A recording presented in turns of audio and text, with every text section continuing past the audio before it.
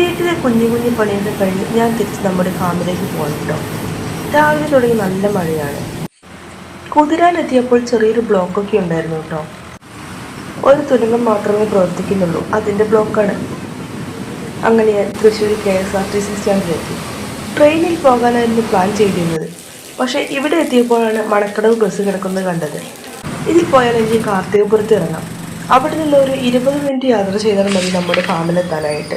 പിന്നെ ഒന്നും നോക്കില്ല, ബസ്സിൽ കയറി. കുറേ നാളായി പകൽ ഈ വഴി യാത്ര ചെയ്തിട്ട് ആ കൊതി അങ്ങ് തീർന്നു കിട്ടി. അതുപോലെ ബ്ലോക്കായിരുന്നു.